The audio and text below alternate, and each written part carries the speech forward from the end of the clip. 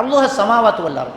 அந்த சொர்க்கம் என்பது வானங்கள் பூமி அளவு விசாலமானது. சாதாரணமாக நம்ம பார்க்குற அளவுக்கெல்லாம் கிடையாது. வானங்கள் பூமி அளவுக்கு விசாலம் உள்ளதுதான் அந்த சொர்க்கம். இவ்வளோ பிரம்மாண்டமானது. அந்த சொர்க்கத்தை பற்றி நம்ம நிறைய வசனங்களை நாங்கள் பார்த்துருக்கோம். அந்த சொர்க்கத்தில் உள்ள விசேஷம் என்னென்னா, அங்கே மரணம் கிடையாது, வயோதிபம் இல்லை, ஒரே தோட்டத்தில் தொடர்ந்து இருக்கிறது இல்லை. வாரம் ஒரு முறை நம்முடைய அழகு மாறிக்கிட்டே இருக்கும். வாரத்தில் ஒரு தடவை ஒரு காற்று வீசும், அப்போ உங்கள் அழகு மாறிடும். அப்போ நபிகள் நான் ஸல்லல்லாஹு அலைஹி வஸல்லம் சொல்கிறாங்க, சளி சிந்தாது, மலைசலம் கிடையாது, அங்கே குரோதங்கள் கிடையாது, பொறாமைகள் கிடையாது, அப்போ கஷ்டம் கிடையாது. இப்படியான ஒரு இடம் தான் அந்த சொர்க்கம். முடிவில்லாது, வாழ்ந்துக்கிட்டே இருக்கிறது, நினைக்கிறது நடக்கக்கூடிய ஒரு இடம் அந்த சொர்க்கம்.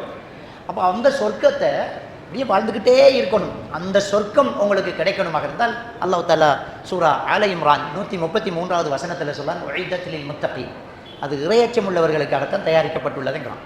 அந்த சொர்க்கம் யாருக்கு? இறையச்சம் உள்ளவர்களுக்காக தயாரிக்கப்பட்டுள்ளதுங்கிறான். இப்போ நம்ம ஆஸ்திரேலியா போகிறதுக்காக இருக்கிற ஊர் உலகத்துக்கிறோம். இந்த உலகத்தில் ஒரு பகுதி அது ஆஸ்திரேலியா. நல்லா சம்பாதிக்கலாம், அவ்வளோதான். ஆனால் இங்கே மாதிரி சேட்டை கலட்டிட்டு போட்டுட்டுலாம் அங்கே இருக்க முடியாது, அது வேறு விஷயம்.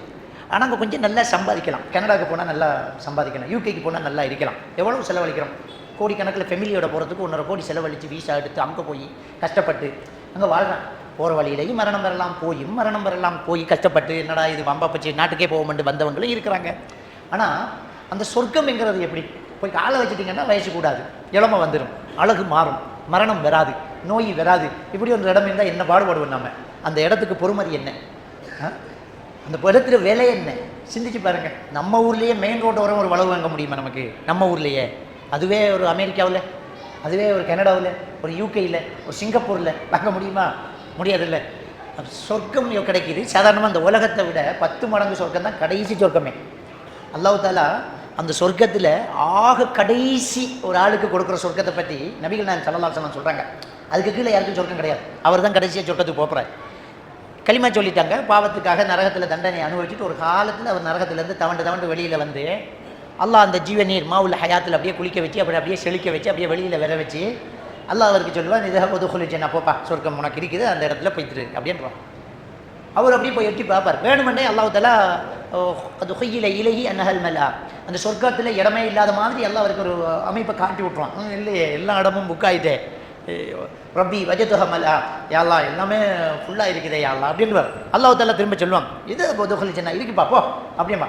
திரும்பவும் அவருக்கு அப்படி தான் அல்லாஹ் காட்டுவான். வேணுமெண்டே இப்படி 3 தடவை அவர் இல்லையே, இடம் இல்லையே யாழ்லா, எங்கே போக அப்படின்னு கேட்டது பிறகு அல்லாஹ்கிட்ட கேட்பான், அவர் எவ்வளோ கஷ்டத்துலேருந்து வந்திக்கிறாருன்னு பாருங்கள். நரகத்திலேருந்து வந்திக்கிறார், சொர்க்கம் கிடைக்க மாட்டார், அவரே நம்பியிருக்க மாட்டார். அவர் பெரிய நன்மைகள் செய்யவும் இல்லை, களிமா சொன்னது தான். வந்தவருக்கு சொர்க்கம் கிடைக்க போகுது. அந்த சொர்க்கம் எவ்வளோ பிரம்மாண்டமானது, எவ்வளவு மகத்துவம் வாய்ந்ததுங்கிறது தெரியும். அந்த சொர்க்கத்தில் உனக்கு எவ்வளோ இடம் தேவை? இந்த உலக அளவு இருந்த போதுமா அப்படின்னு கேட்டோன்னா அப்படியே வேறுத்து போட்டுருவான் அவன். என்னடா இப்படி வந்து நமக்கு உலக அளவுக்கு சொர்க்கம் தரங்கிறான் அல்லாஹ்.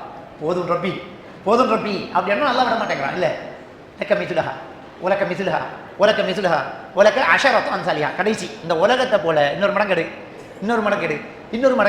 10 மடங்கு எடுத்துக்கொண்டுருவான். அந்த மனுஷன் நம்ப மாட்டேங்கிறான். அந்த மனுஷன் சொல்லுவான், யா அல்லாஹ் நான் உன்னுடைய அடிமை, நீ என்னுடைய எஜமா, கிண்டல் எல்லாம் பண்ணாத யா அல்லாஹ், சொர்க்கத்தை தாயா அல்லாஹ். அல்லாஹ் தஆலா இல்லைப்பா, கிண்டல் இல்லை, உலகத்தை விட 10 மடங்கு சொர்க்கம் உனக்கு எடுத்துக்கோ அப்படின்னு. சாதாரணமானது அந்த சொர்க்கம். ஆக கடைசியாக கொடுக்குறவனுக்கே இந்த உலகத்தை விட 10 மடங்கு சொர்க்கம் என்றால், உயர்ந்த சொர்க்கங்கள், அமல் செஞ்சு கிடைக்கிற சொர்க்கங்கள், நம்ம கஷ்டப்பட்டு கிடைக்கிற சொர்க்கங்கள் எவ்வளவு இருக்கும்.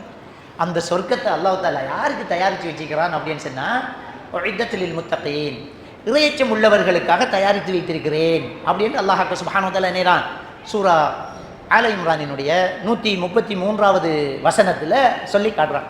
இப்போ 134, 135வது வசனத்தில் அந்த இறையச்சம் உள்ளவங்க எப்படி இருப்பாங்கங்கிறான். அது ஒரு பெரிய பட்டியலை சொல்கிறான். இந்த ஒட்டுமொத்த இறையச்சத்தையும் ஒரே நோன்பு நமக்கு தந்துடுது. இந்த ஒரு நோன்பு நமக்கு என்ன செய்யுது? தந்துடுது. நமக்கு எவ்வளவோ கடமைகள் இருக்குது. இந்த நோன்பு மாதிரி ஒரு கடமையை கண்டுபிடிக்க முடியாது, நினச்சி கூட பார்க்க முடியாது. அற்புதமான ஒன்று. அதனால தான் அல்லாஹ்வுடைய தூதர் ஸல்லல்லாஹு அலைஹி வஸல்லம் சொல்கிறாங்க, அல்லாஹ் தஆலா சொல்கிறான், எல்லா அமல்களுக்கும் கூலி வழங்கப்படும். அதுவும் அல்லாஹ் தான் கொடுக்குறான், அவன் தான் கொடுக்குறான். ஆனால் அல்லாஹ் என்ன சொல்கிறான்டா, நோன்பு எனக்குரியது, நானே அதுக்கு கூலி வழங்குறேங்கிறான் அல்லாஹ்.